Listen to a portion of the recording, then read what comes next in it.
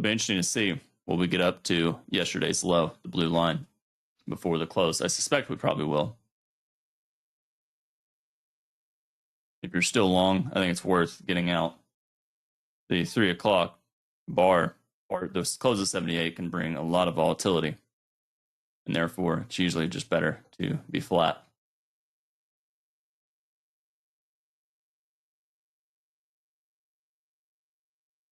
Okay, question, do you keep trading journals or do you just review your trades at the end of the day? I typically, I do keep a collection of my kind of overall trading journal and just overall thoughts. Off and on, I've used TradeZilla in the past. I like that one the most, even though it's a little bit expensive, but I like it because it imports all of your trades, and therefore, if you really want the accountability portion, what's nice about it is, and there's other companies out there, I'm sure there's a dozen of them, but what's nice about those kind of softwares, TradeZilla is the only one I've ever used, but what's nice about them is, if you use TradeStation or something, like probably just about the big ones connect to most brokerage accounts, but it'll track all of your trades, and therefore you can just go in there at the end of the day, and if you took 10 trades, you have all 10 trades there, and you have the P&L and everything kind of staring you in the face.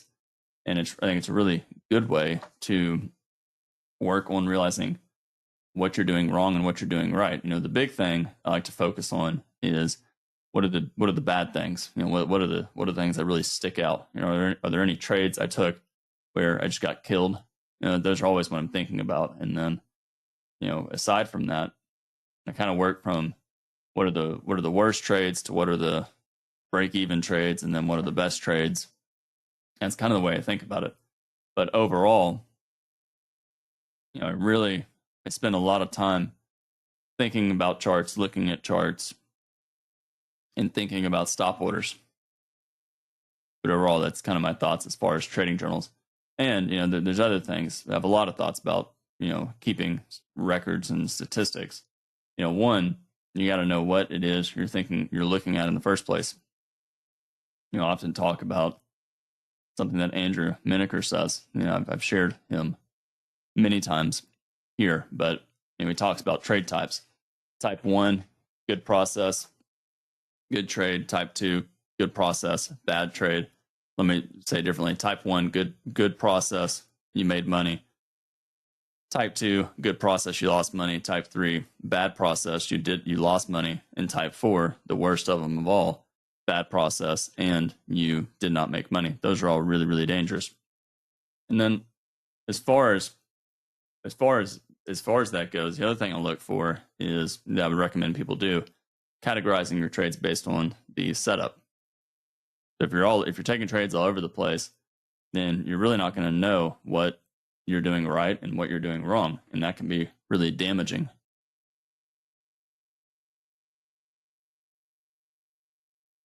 That is very important.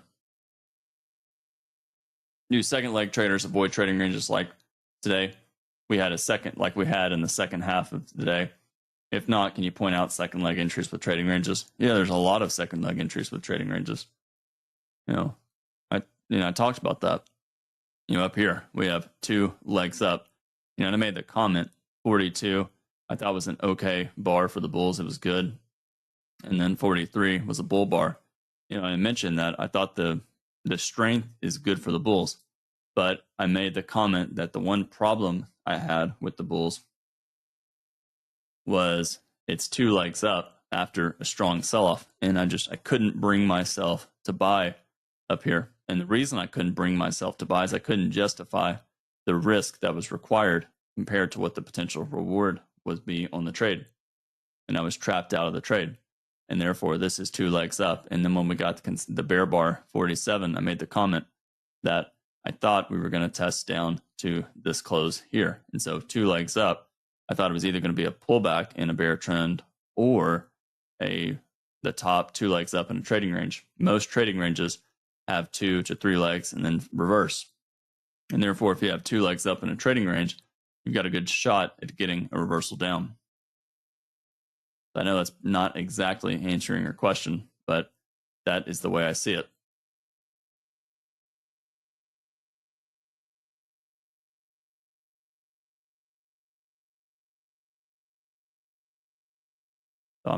It looks like that's all the questions I'm seeing.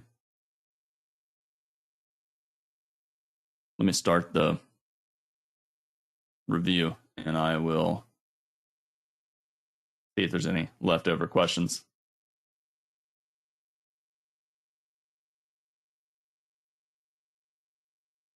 All right, so coming into the day, I thought the most important thing is what I've been saying on the daily chart. We're getting more and more climactic, and we have magnets below, and we're far from the moving average.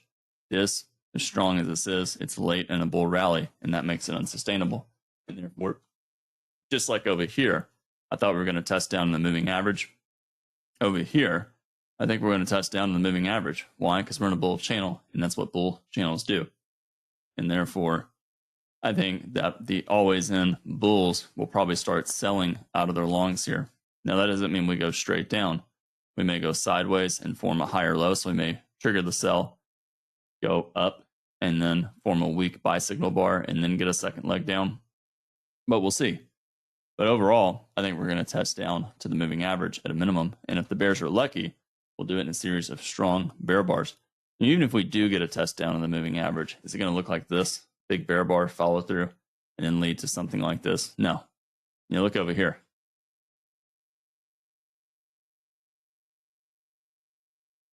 Here, we already had lots of trend line breaks, and we'd never spent more than 20 bars above the moving average. Big bear, really big bar right here.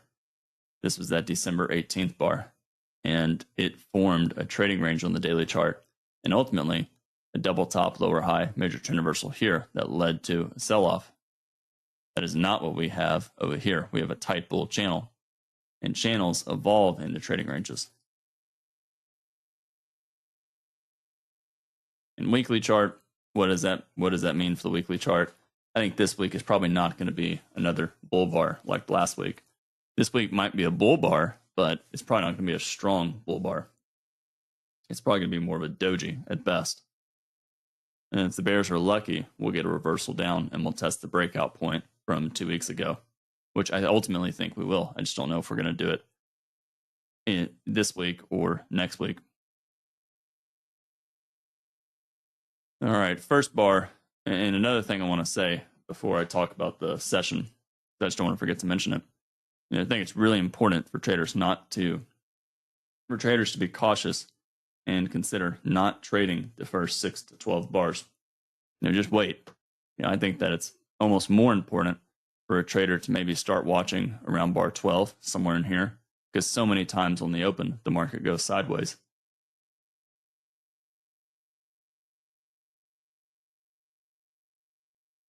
First bar of the day, we gapped up and we got a doji on bar 1. Bear bar on bar 1, doji. Good for the bears.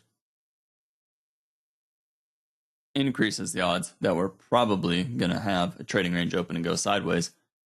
I think we're going to close the gap. And part of that reason is we're so climactic on the daily chart that this gap is probably not going to stay open like this one did over here. 2, bull inside bar, good for the bulls, but for the reasons I just mentioned, we have a gap up and a high one buy late in a rally, probably sellers above. 3, bear bar, good for the bears, enough of a surprise. We're probably going to go at least a little bit lower. And then 4, follow through selling for the bears, consecutive bear bars, 3 and 4, probably sellers and another leg down. But just look at 3 and look at 4. 3 is a great bar closing on near its low, but it's overlapping 1 and 2, and that lowers the probability for the bears on 3. 4 is a bear breakout with no overlap or less overlap, but a really big tail below 4. So that's problems for the bears. 5, bull bar. We have a micro double bottom, 4 and 5, closing on a tie. Good for the bulls. 5 may get a small second leg up. But when you look at the bar, you really want to buy above 5 after 3 and 4. Probably not. You could argue it's a pullback to the moving average, but the context is actually really bad. We have basically a trading range in here. and therefore you're buying in the middle of the range. Plus, for the reasons I mentioned on the higher time frames, this is not a strong enough breakout on the higher time frames that it's likely to lead to some kind of measuring gap and measured move. Probably more likely to do the opposite. 6, doji, a bull bar, not a great close for the bulls, probably sellers on the close or above, and we're probably going to fall below the 5 low. So just like I mentioned over here, not a great buy for the bulls. Bulls who buy above 5, 6 is really not what they want to see, and therefore some of those bulls will exit and scalp out on a bounce. And then 7, bear bar, not a good sell for the bears, probably buyers below because of 5 and 6, but it's a warning, it's a low one short. And low ones typically get retested, and we may get a second leg down after 3 and 4. And then 8, bear bar, not a great sell below 8, so we'll probably bounce, but not a good buy above 8 either. And therefore, you can see what's happening. Bulls that bought above 5, 32, even as the high, their entry price is 32 and a quarter. And you can see the high of this bar, entry price 32 and a quarter. So bar 8 touched their entry price to the tick and turned down, and that's a sign of trapped traders. 9, the bears, the bulls who bought above 7. And if I said the bears are trapped, what I was saying is the bulls that bought above 7. 9, the bulls that bought above 7, price went above their entry price, allowing them to get out, but not a great bar for the bulls, and looks like we're going to pull back. And therefore, there might be more traders selling above, and we get a second leg down. Doji, 10, not a great bar for the bulls, and therefore probably going to pull back. 11, bear bar, good for the bears. Looks like we're going to go lower. 12, a doji, but you can argue tight trading range and a bear breakout below the range, but looks like we're probably going to find sellers above the bar and pull back. 13, bear bar, closing on its low. Looks like we're going to go at least a little bit lower, but not all that clear. Still breakout mode. And then doji, 14, not a good buy above, so probably sellers above. 15, outside down, good bar for the bears. Looks like we're going to go at least a little bit lower. 16, follow through for the bears, consecutive bear bars. Probably traders selling the close on a second leg down. And then 17, good breakout for the bears, consecutive sell climaxes. Here, here, and here. So a little bit of parabolic wedge. 1, 2, 3. But whenever you get a parabolic wedge that's in a micro channel, that actually lowers the probability for the bears and increases the odds that we're going to get a bounce. So leg 1, pull back, leg 2, and then 18, doji. Not a great sell for the bulls. Excuse me, not a great buy for the bulls. Increase the odds of sellers above and sellers on the close in a second leg down, even if we pull back. And then you can see what happened on 19. The bulls that bought the 16 low and scaled in lower tried to get out break even on 19, and the market turned down. 19, outside down, good for the bears. Looks like we're going to go at least a little bit lower. And then 20, we have a bear bar, but it closed above the midpoint of the bar. Not ideal, even though it looks like a bear leg in a trading range and it's difficult for the bears to stay short. The 15-minute chart, it looks like this, and therefore it's a tight bear channel and a breakout on a higher time frame, and therefore the only thing you can do is sell or sell pullbacks. Whenever I see this, I'm always think about what a 15-minute chart would look like, and sometimes I'm having trouble holding, and I think the context makes sense, which I thought it did over here.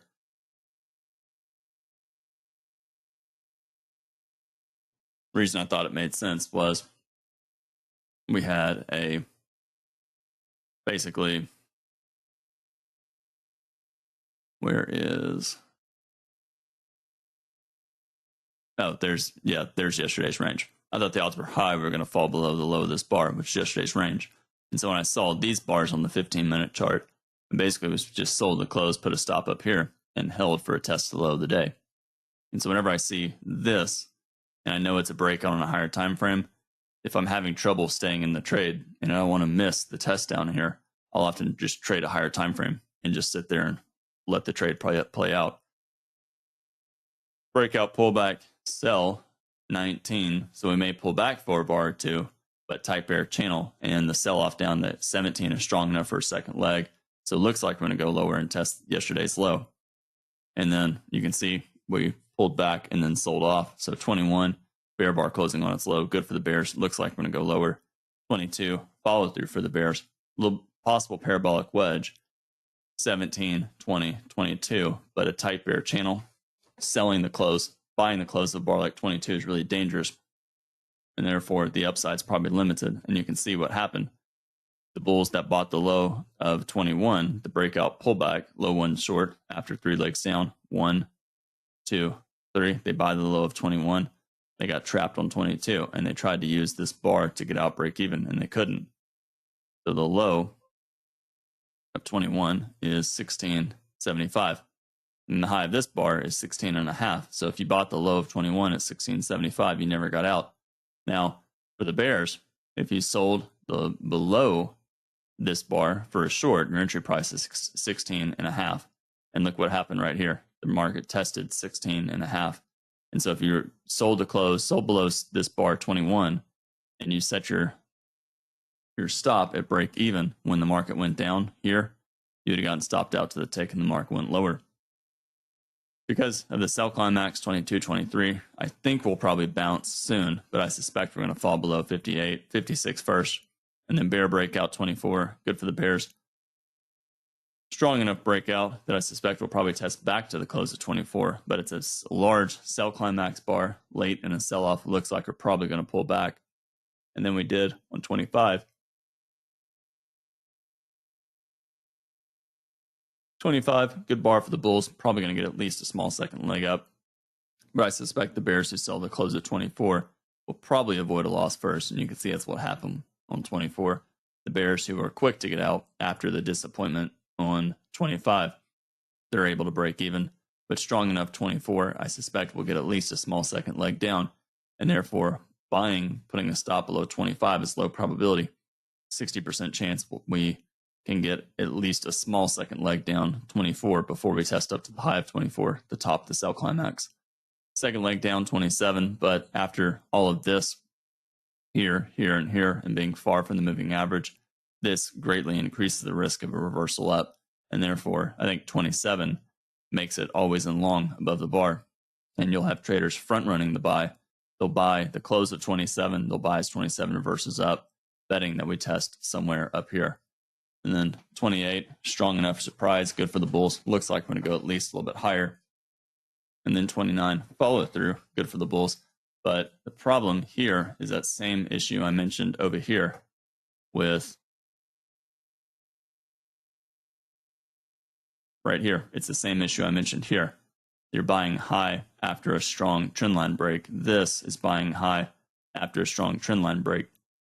I think we'll test the close of 29 after any pullback, but the risk is real that we test the breakout points down here. 30, bear bar closing on its low, good for the bears, but after the rally up to the 30 high from the 27 low, I suspect buyers below. 31, not a good buy above. Buyers below 30, but not a good buy above 31, so probably sellers. And then we got second leg down 32. Looks like we're going to try and test down to the 27 high. 33, doji, 2 legs down, 31, 33 after the bull breakout, 28, 29, probably buyers below and at least a bounce, but not a good buy above 33, not a great sell below 33 either, so probably sideways. Bull bar, 34, good for the bulls, but a micro channel, 30 high, 34 low. There might be more traders selling above 34 than buying it, and you can see we triggered this buy above 34 and we reversed down on 35. 35 outside down. We still have the breakout point 27 high as a magnet, and you can see looks like we almost reached it, the 47, so 7 even, 7 and a quarter. So we came within a tick of it and we bounced, turned up on 30, 36. We have a bull reversal bar at support, the 27 high, but not a great buy above. Micro channel or tight bear channel and weak buy signal bar, so probably sellers above. And then 37, we broke above the parabolic wedge, 31, 33, 36 on 37, but we reversed down. Bears are hoping that we get a bear breakout below the bull flag being the high of 30 to the low of 36. They want to break out below the bull flag and a measure move down. 38, bear bar closing near its low, but tail below the bar. Good for the bears. It's a good bar for the bears, but context is actually fairly weak. You have a bear breakout bar at the close of 27, so near support, and it's possible that instead of getting followed through, we get the reversal up. And that's what happened with 39. 39 strong enough reversal, probably going to get a second leg up. And because bulls get out, bulls buy above 39, bears probably exit above 39. The bears are probably not going to sell again below 40, and that's why there are more traders selling on the close of 40 than buying. 41, bull bar, good for the bulls. Looks like we're going to go at least a little bit higher. And then 42, consecutive bull bars, 41, 42, good for the bulls. Probably going to go higher and go above the 30 high. So it's probably not a double top, 30, 42. But part of my concern is this is a tight bear channel, and therefore it's possible that this is just a two-legged pullback it's a two-legged pullback. And if it is, this just may be a bear flag, and we test all the way back down to the 38 low, possibly the 27 low. Then we have another bull bar, 43, good for the bulls, but tail above the bar, increase the risk that we pull back. So leg one, pull back, leg two, plus the second leg subdivides into two legs, leg one, pull back, leg two. So we may end up testing lower.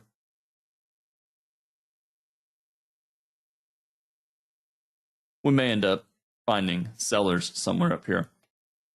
44, bear bar, good for the bears.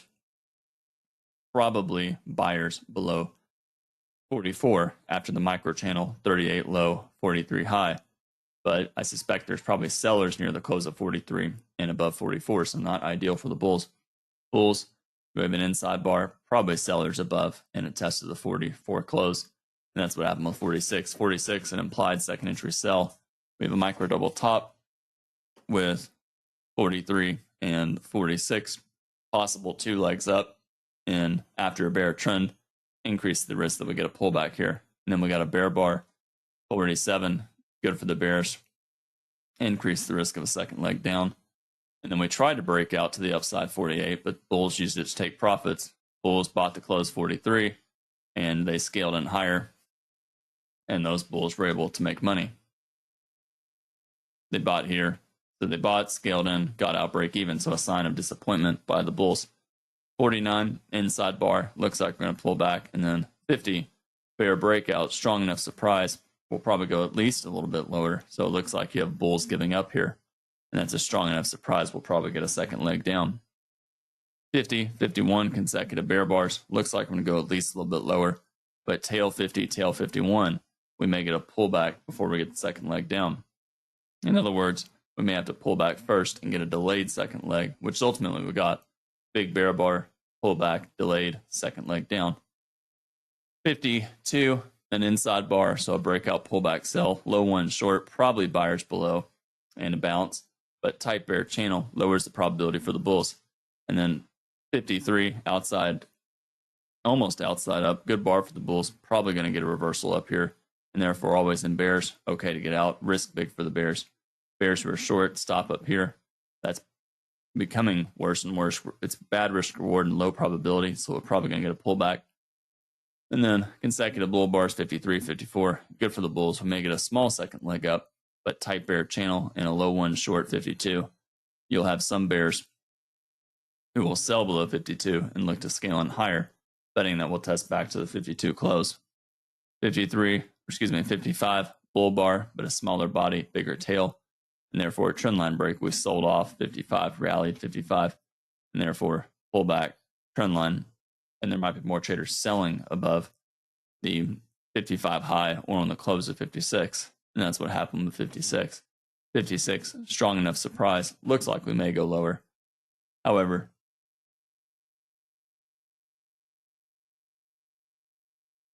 reversal down after 3 consecutive bull bars, probably buyers below and at least a bounce. And then 58, we have a bull bar, not a great buy above, probably sellers above, but I suspect we may test back to the 54 and 55 close and relieve the trapped bulls. And that's what happened with 58. 58 relieving the trapped bulls, but not a lot of urgency by the bulls to buy. And because of what I mentioned, 50, 51, and 52, we may get a second leg down. and a test of the 53 close. 59, bear bar closing near its low, good for the bears. Looks like we may go lower. Possible double top, break below the double top, 55, 58, and break below the neckline, 57, and a measured move down. However, not a great sell signal bar below 58, and then a tail below 59. This could easily just be a two-legged pullback, 57, 59, and therefore not a high probability buy. 60, bull bar, but small signal bar similar to 57, and therefore slightly lowers the probability for the bulls. However, you'll have some bulls buying above 57 and buying the close of 58, disappointed by the pullback 59, and they may use the balance to get out break even. And you can see, no surprise, the bulls let them out. Buy the closed bulls. If they're long at 975, you can see the high of this bar went to 975. They're testing it to the close. If they bought here 8.5, price went to 9 even, allowing them out. And then we got follow through, so the bulls are able to get out. For the bulls, they're hoping that this is a successful break above the neckline, the 58 high and 56 high, and then we get a measured move up. However, for the bears, they'll see it as a possible fail breakout of a double top here, and a wedge.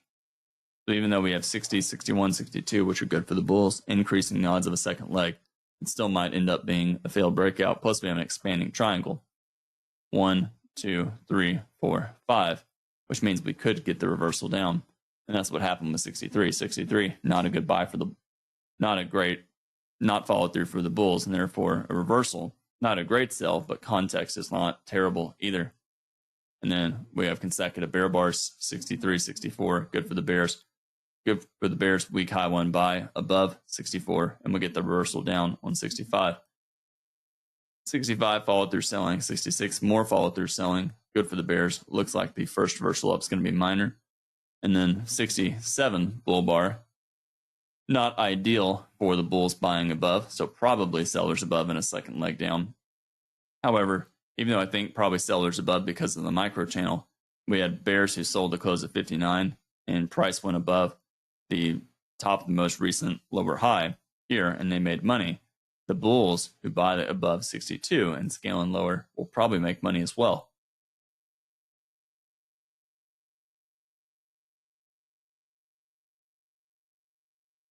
And therefore, let me just check something really quick here.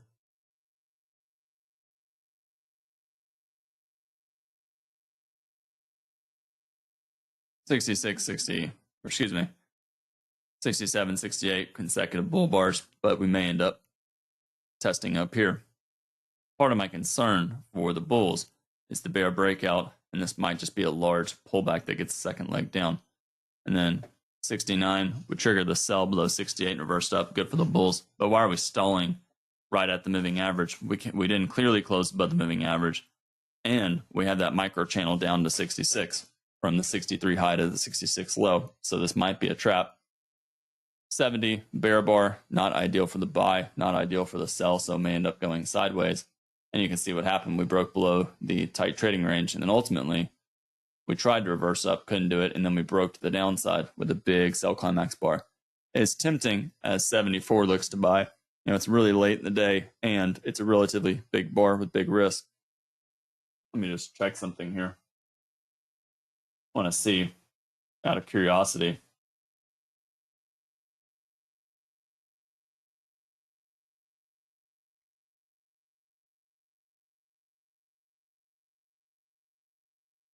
So this bar actually had something called a z-score of 3.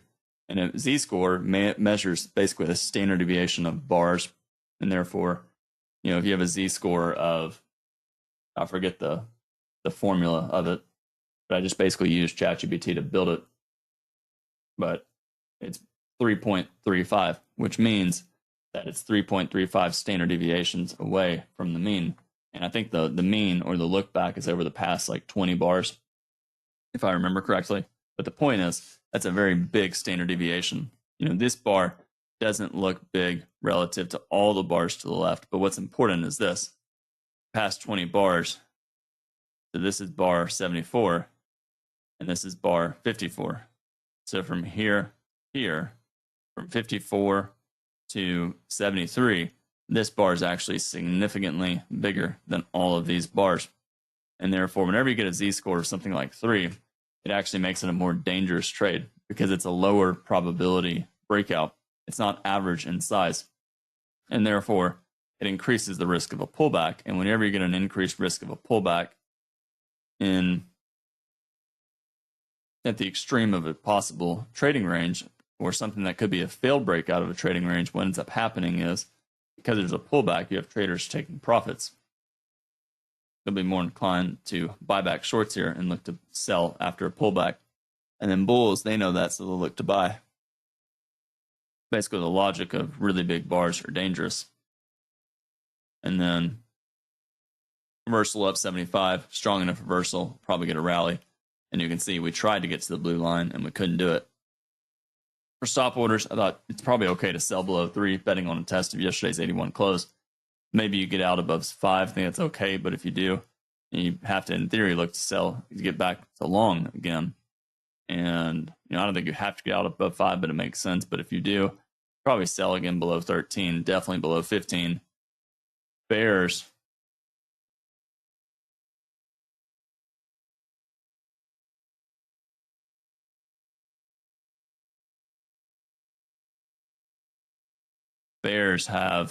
they can sell below 15, and they probably get out somewhere above 27 or on the close at 27.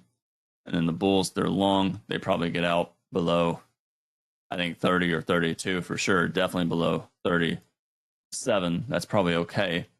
But if they do, they probably buy again as 39 reverses up. Bulls, they can buy 39 for a second leg up. They probably get out below 44 or 46, definitely below 49. Bears can sell, and then bears get out above 53. And then after that, life becomes really complicated for a stop order. Bulls buy above 53, but then maybe they get out below 56, but possible 50% pullback, test this breakout point, not ideal. But obviously, if you're just trading with stop orders back and forth, it's really easy to get chewed up here. And then maybe bears sell below 72, 73 if they're really aggressive. And you have a bull, if they buy above 69, they get stopped out below 69. Bears, they sell maybe here. And if they do, they got to get out above 75. Bulls can buy, but really late in the day. I mentioned that's dangerous. And then I thought probably buyers below 6, buyers below 7 for a bounce, but I thought sellers above 12. Even though I made a mistake there and I bought a pullback, it's really, in hindsight, it's actually not a good buy. And therefore, it's actually more dangerous to buy the pullback. That was the trade I mentioned I bought, and then I reversed a short on 15. And I thought sellers above 18, sellers above 20. And then I thought buyers below 25 for a second leg up. I thought sellers above 31. And I thought buyers below 36 during 38, but tough trade. And then I thought sellers above 45, but we may end up having to go mostly sideways. And then I thought buyers below 52 for a bounce. And then I thought, probably sellers above 56, but it makes sense to wait and see what the bulls can do. And then all through here, I thought it was just mainly limit orders and really not all that ideal for stop orders. And then probably buyers below 77, but too late in the day, really not wise to take it.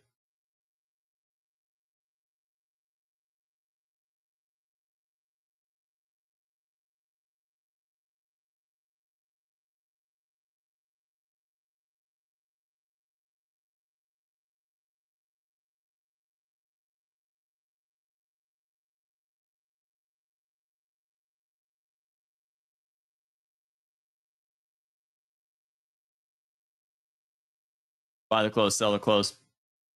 And it's probably more sell the pullback on bar 4, not a great sell the close. And then I thought probably more. Let me just see something. I thought probably more so sell the close 17 or sell the pullback, sell the close 22, sell the close 23, betting on a test of the blue line, yesterday's low. And as far as traditional, buy the close, sell the close, maybe 42, but dangerous. And then 50, maybe 50, but tough call. And then 51, probably too low in the range. And that's probably it for buy the close, sell the close. Here, it's the opposite, big bear bar, buy it. And obviously you get a big bull reversal bar, you can buy that, but late in the day, really tough.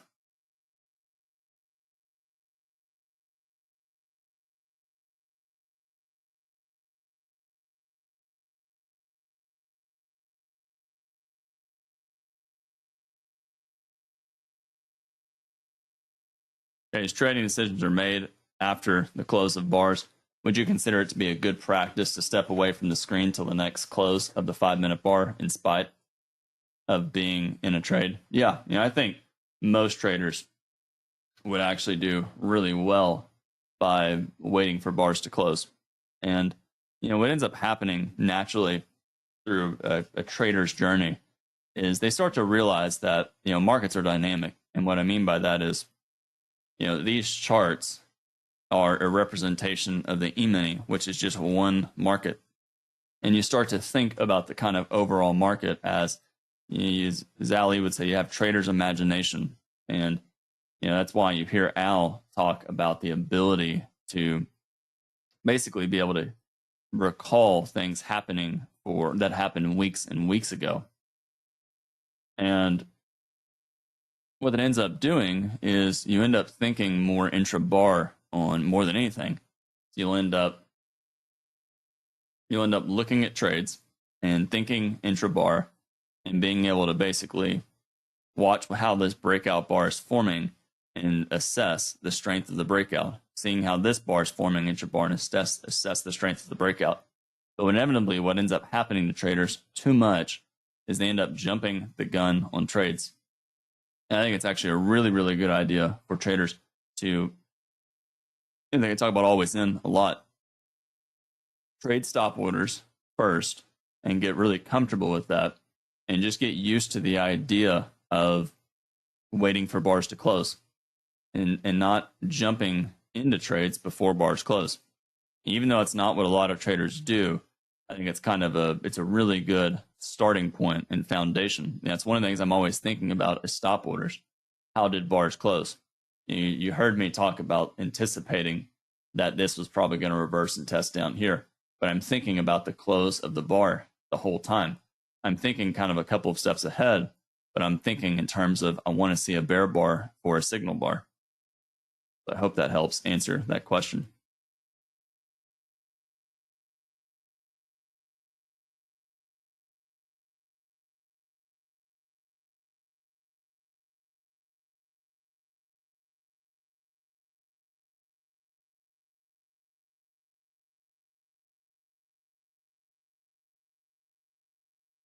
All right, so where do we go tomorrow? I think we're going to end up I expect tomorrow's probably going to have bad follow through, but if it does, it's probably going to form a weak high one buy and lead to sellers above and a second leg down. And therefore, that makes me think that the upside is probably going to be limited and we'll probably start to pull back to the moving average, but we'll see. All right, thanks everybody for hanging out and listening, and I hope everyone has a great rest of their day.